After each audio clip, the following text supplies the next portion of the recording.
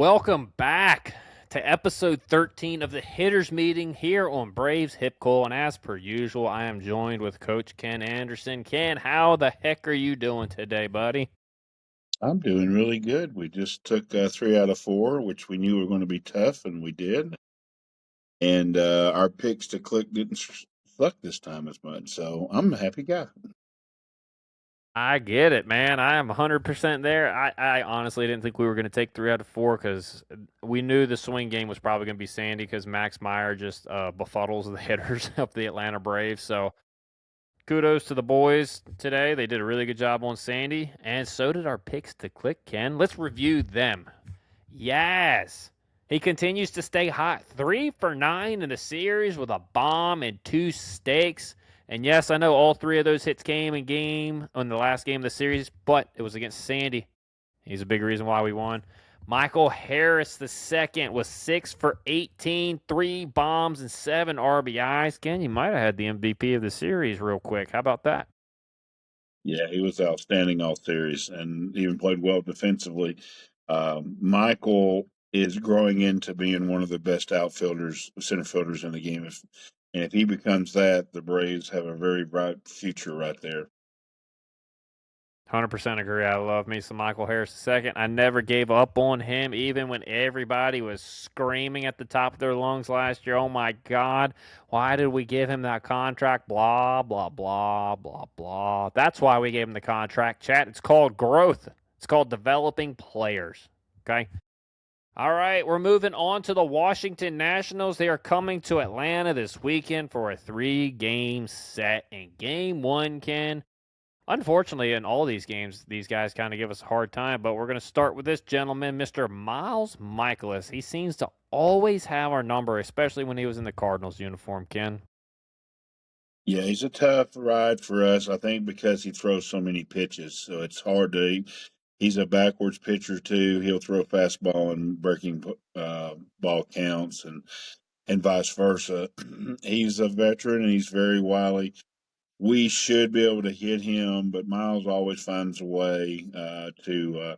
He's almost like he's too slow. Our guys like hitting that jet airplane, and he's coming at you more like an old beat up Volkswagen Beetle. So our hands will be have a tough time because he always pitches well against us. But I like the way our offense is swinging the bats, and I liked how we swung against Jason Junk in the Marlins series as typical same kind of pitcher. So we could have some success on Friday night.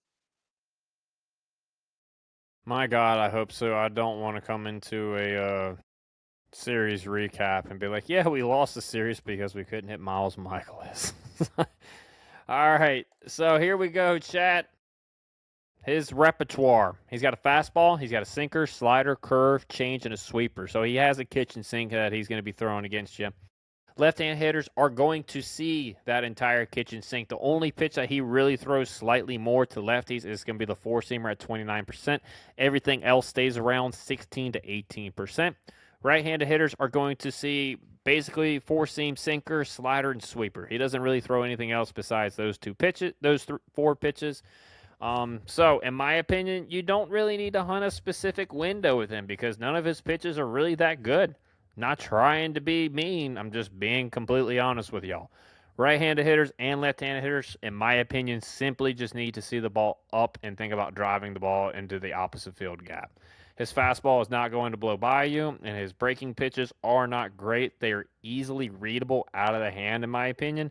His best pitch is his changeup, but you want every pitch to start above the zone anyway. So if he throws you a changeup, it's going to hang. It's going to start above the zone, so it should be pretty easy to hit. I mean, when I tell you guys, I would not even look at swinging at anything that doesn't start. If it starts below the belt, just let it go. My approach for both the righties and lefties is see the ball up in the zone at the top or a little bit above. He's going to try to get you to chase below the zone with the curveball, with the changeup, with the slider. So don't offer at anything below the high thigh before 2 strikes. You want the ball to be up and out over the plate so you can drive it into the opposite field gap. If you see the ball up And don't see the ball up, don't chase low. You're gonna have a really good day if you do that. That's what I got on Miles Michaelis. It's pretty simple. See if you if it's high, let it fly. If it's low, let it go. I agree. I agree totally. And Miles Michaelis is at the end of his career, so let's try to help him into earlier retirement by pounding on him Friday night. I would love nothing more than to send a pitcher into retirement. No offense, Miles Michaelis, but you've made good money. You've been around the league for a little bit. It's time for you to go. On to game 2. Can we solve this puzzle last time? But can we solve him again? It's Jake Irvin in game 2. What you got on Mr. Irvin? As we said last time, he should be hittable. Other teams are hitting him, but we had been struggling against him. But the way to do it is to sit middle backside with him and drive the ball. I love the approaches that we're having right now for most of the hitters in the lineup. So I also expect success Saturday night against Jake Irvin. And to be honest with you, to win this series, we need to win these first 2 games for sure. Because their best pitcher is going to pitch on Sunday. So let's have a good day against Jake like we did last time, and let's get 2 wins right out of the gate against the Nats. I am all down for that. And as you guys know, we said it last time, Jake Irvin has kind of been our kryptonite a little bit when we face the Nationals. Nationals are always a pesky team, but this guy seems to always give us fits. I don't know why.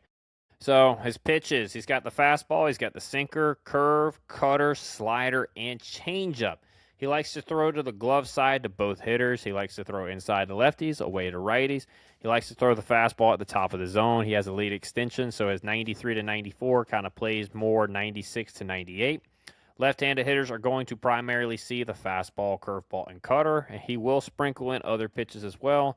Right-handed hitters are primarily going to see sinkers and curveballs with a touch of the four seam. So he's really changed it up a little bit. He used to incorporate more of his pitches to right-handed hitters. This go around, he has pretty much predominantly gone sinker and curveball to right-handed hitters. So for my lefties, your approach, hunt the fastball, cutter, and slider tunnel. You want the ball to start in the middle of the zone away and starting around the belt. This keeps you on the fastball and adjustable to the cutter and curveball. That's going to be breaking away from you. He will sprinkle in other pitches, but if he dots them with 2 strikes, you're just going to have to tip your hat. You can't cover everything. Right-handed approach, hunt the sinker. He's going to try to attack you on the outside part of the plate with the sinker and get you to expand with the curveball. You want to see the sinker start off the plate away to the outside corner because that's going to win. It's going to come back middle of the plate, and you can really drive the ball opposite field. You want the ball to start around the belly button to belt height. The only spin that you want to swing at is going to be the curveball that pops out of the hand. It's going to be an evident hanger. Anything that starts off the plate or on the outside corner and breaks away, you take. There's no reason to swing at it. The only curveball that's going to be a strike is going to be the one that pops out of the hand, and it's going to start at you and above the strike zone.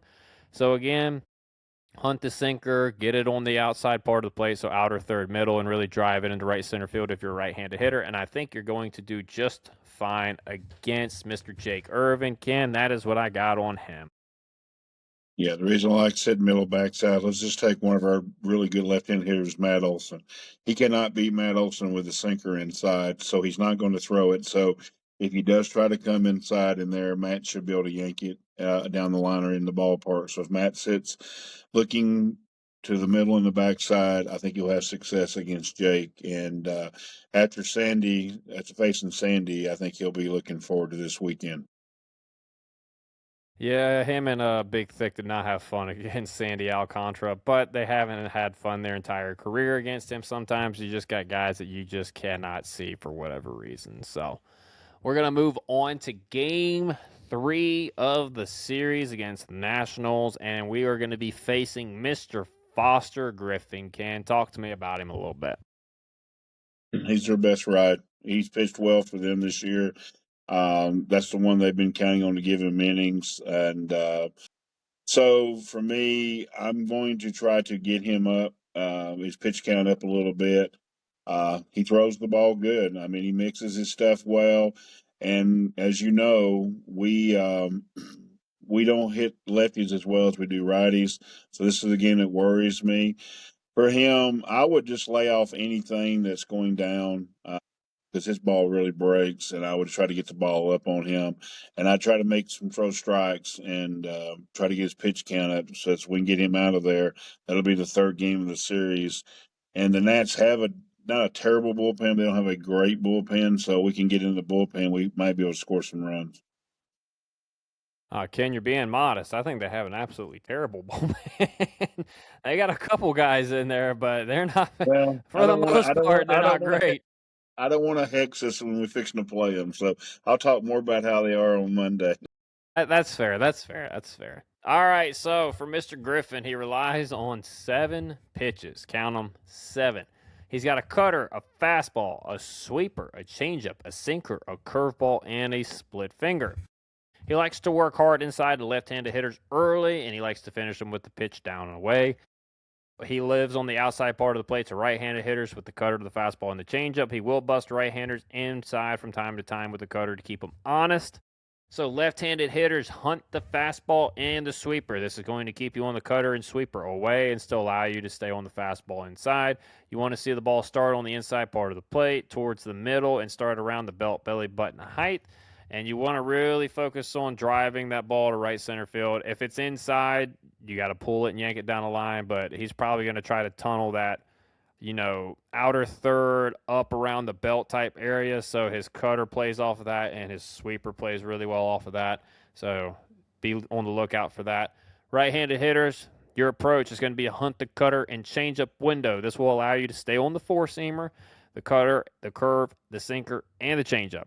You want the ball to start around the belly button and belt height, and from the outer third towards the middle of the plate. Again, he is going to stay away majority of the time, but he's going to keep you honest throughout the at-bat.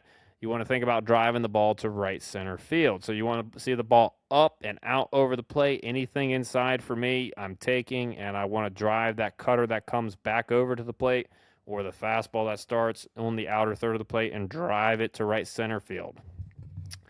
And Ken, that is what I got on Mr. Foster Griffin. Yeah, I would try to. I know people like to hate this word, but I wouldn't mind playing a little small ball against him and moving around. The Nationals defense is not great either. It can be low par on them. So make him work a little bit. Like I said, it's going to be a 4 o'clock. I think it's a 4 o'clock game on Sunday afternoon. So the shadows are going to come and play as well. We need to have the lead, so get him out of there as quick as you can. So get his pitch count up. Yep, and you still a lot of similarities with these guys. You want to see the ball up, and you want to see the ball out over the plate because they're going to try to attack the outside part of the plate most of the time against our hitters. That's just what these guys have and where they have to work to get our guys out. So, again, if these guys have a really good approach, they make these guys stay in the zone, and they are looking to drive the ball the opposite field, they're going to have a really good time. But if they start expanding their strike zone and start swinging at the stuff off the plate that they don't need to, or start swinging early in the count, it could be a long series because the Nationals are pesky. They got one of the better offenses in the league. And if they had any pitching, I think the Nationals are going to be giving some people a run for their money in the postseason. But we're going to move on to the bullpen. I found actually 2 arms this go-round, Ken, that I was intrigued by. So here we go. We're going to start with the lefty, Andrew Alvarez. Ken, what do you have on him? He is what the old school left-hander. He's going to throw junk and stuff and off speed, and he does have an okay fastball, but he's an interesting guy. I mean, I call it old school. He reminds me, these left-handers used to come out of the pen. They didn't have always be the hard thrower. Most left-handers out of the pen were like this guy, who kind of just. I mean, that right there is a swinging through a hanging changeup or a curveball or something. So that's not a good pitch, but he throws the ball well. And you got to sit soft. And when you have soft throwers, we used to tell our kids in high school, hit the ball opposite way because he cannot get the fastball by. Your hands will react and you'll yank it out of the ballpark. But he's an interesting guy. I actually kind of like him. And, and I think he'll piggyback in this game. And we'll probably see him in some situations against our left-handed hitters. Yeah, he's got really good off speed, man. Like Yeah. as you could see, the curveball is like the old the old time 12 to 6 breaking ball that you don't see much anymore, and that can give some guys fits. So his repertoire, chat, he's got a four-seamer, a sinker, he's got the slider and the curveball. He's going to attack left-handed hitters with the sinker inside and the slider away with an occasional four-seam at the top of the strike zone. He's going to attack right-handed hitters mainly with curveballs and sliders and the occasional four-seam up at the top of the zone. So left-handed hitters, your approach is going to be hunt the sinker. The only slider you want to swing at early in the count is going to be the one that hangs, so the one that starts at you and off the plate inside and above the zone. He will try to keep the sinker away from time to time as well. His sinker doesn't run horizontally too much, but it has really good depth, so it's going to go straight down. You want it to start a little off the plate away, and you want it to start around the belly button to your belt. No need to have the mindset in driving the ball into the pull side gap. You really want to see that ball out over the plate. He will come inside every once in a while, but again, he's going to try to tunnel that fastball and slider on the outside part of the plate to get you to chase the slider. So be ready for the sinker that starts off the plate that's going to run back on. That way you can drive it into the opposite field gap. And for my right-handed hitters, hunt the hanging off speed because that is what you're going to see. You're going to see curveball, slider, curveball, and then every once in a while he'll try to sneak 90 miles an hour by you. So that's all I really got on him, Ken. I would just hunt the hanging breaking ball. And once you get to 2 strikes, you're going to sit fastball and adjust to the breaking ball, but there's really no need for him to even worry about anything that starts in the zone early on because his curveball starts well above the zone. His slider has a lot of break. It's going to start above the zone in order for it to be a strike. So that's what I would be looking for early on. And if you see a fastball early, just let it go because he's going to be throwing mostly breaking balls anyway. Yeah. He's one of those pitchers, exact opposite of what you tell your kids. Here you go up and look off speed and try to hit him. And the last guy, the righty, Orlando Ribalta. Did I get it right, Ken? You got it right. Hot dog. Talk to me about him. The Nationals always seem to have this kind of guy in their bullpen. Wander Suero, Finnegan for a little while. There's just the big guy that gets on the mound and he's got good gas. He can throw hard. And he's got this, one off-speed pitch. And but with that said, I just don't know if our Braves hitters. I'm going to jinx this here. He's probably going to come in and pitch lights out all weekend. I'm not sure our Braves hitters can struggle against a guy who has the repertoire with fastball and slider. It's a good fastball. I think you have to correct me. It's like 97, 98 miles an hour. It's a good fastball. It just reminds me of these Nationals bring up these guys, have these guys in their bullpen. I kind of like our chances against him. You may go the other way, but I think we can hit him. No, I'm kind of with you. With the way the Braves have been swinging the bats and the pitching that they've seen this year, there's not really many people that are going to scare me if I am the Atlanta Braves. And it's definitely not going to be a kid who's got less than a year under his belt in the big leagues. No offense to him. So he does chat. He's got a four-seam, a sinker, a slider, and a changeup. His fastball averages anywhere from 96 to 98 miles an hour. His slider has tight spin that is sharp and quick, and it breaks pretty late, so it does resemble the fastball pretty well. He likes to attack the lefties with the fastball at the top of the zone, and he tries to get them with the back foot slider or the changeup down and away. Right-handed hitters, he attacks them with the fastball at the top of the zone, sinker inside, and the slider down and away off the plate for a chase pitch. So lefties, hunt the fastball changeup window. You want the ball to start belt high and over the middle of the plate, so inner third to outer third. The only slider you want to swing at is going to be the one that starts above the zone and off the plate away. This will help keep you on the fastball while being able to adjust to the changeup that is hanging or the one that is down in the zone away, and this also keeps you in the window of the hanging slider. Right-handed hitters, hunt the sinker. You want the ball to start off the plate to the outside corner and belly button high. If you see it breaking away on that tunnel, that's the slider, so take it. The only slider that you want to swing at is the one that starts above the zone and right at you. And you really need to sit right center field on this guy, in my opinion, because he's going to try to pound either the four seam at the top, but that's pretty rare. He's going to try to go sinker on the outside corner, and he's going to try to break the slider off the zone away off of you to get you to chase. So that is what I got on him. Ken, you got anything else on Mr. Rabalta? I like it. Like I said, I like their chances.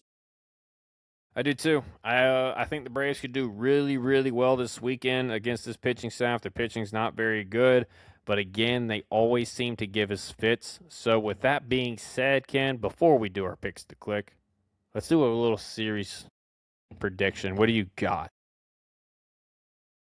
We'll go 2 out of 3.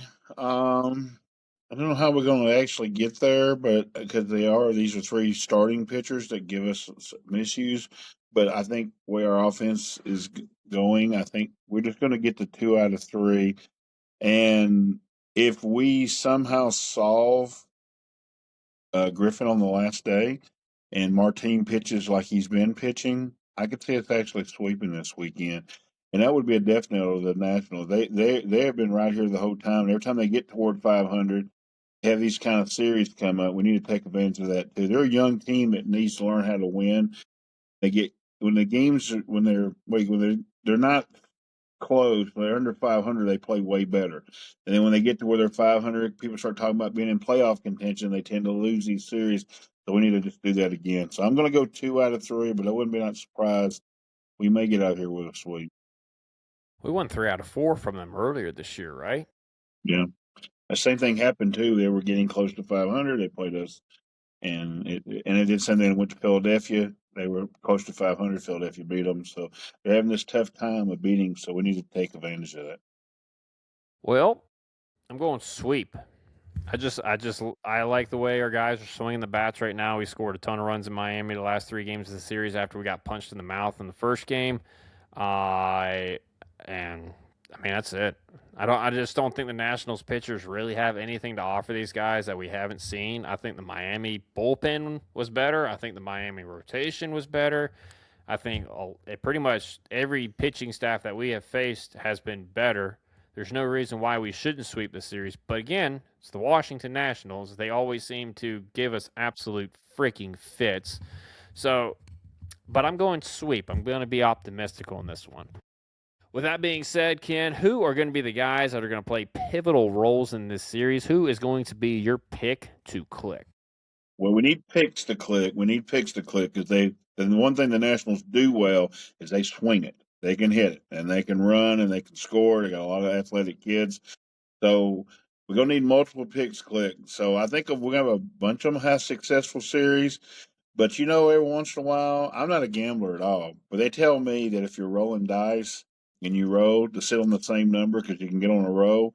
So I'm going to go Michael Harris again. I think Michael Harris is going to have a monster series. I think he's zoned in. I hadn't seen Michael. We've seen Michael confident. He's had some big second halves, but I think Michael Harris is sniffing his All-Star game appearance. I think he's sniffing his Gold Glove. I think he's sniffing a World Championship, and Michael is feeling himself right now. And I think Michael's going to have a monster series Memorial Day weekend. You stole it. You stole it, man. Come on. The Nationals killer? God, that was my pick. All right, chat. Well, you know what? When in doubt, go with the 2023 MVP who's been swinging the bat well since he's come back. We're going Ronald Acuna Jr. As long as his thumb is healthy. Okay, we're going to go Mr. Acuna. My backup, if Ronald's not healthy, we're going big, thick Austin Riley. And Austin, I'm putting my faith in you again because I like some of the adjustments you've made. Need to lock in your freaking approach, dude. I think this is a really good series for you to sit middle, backside, and really drive that right center field gap like you need to do. Get your direction going back that way, and I think you're going to get right back on track to the Austin Riley type season that we have seen. But remember, chat, primary pick is going to be Ronald. Backup pick is Austin Riley. Ken, do you have any final thoughts? We're a great baseball team. It's exciting. Y'all make sure you join the podcast. We're going to break in our first 50 games. It's the best 50-game stretch since 2003. And I told Ryan, That was the last team that I thought was the best team in baseball. The 2023 team was the best offensive team for sure in baseball, but the 2003 team was the best, and hopefully we can right a lot of wrongs and win a world championship. All right, chat, you heard it. So you got to listen to the Hardcore Braves podcast to get that, and that is at Boyd PC on X. I am at Braves Homer 27 on Epps or at Braves Hip Coil. And with that, we will see you in the next series preview. We're out of here. Peace. You know what, boys? You guys are going to be world champions for the rest of your lives.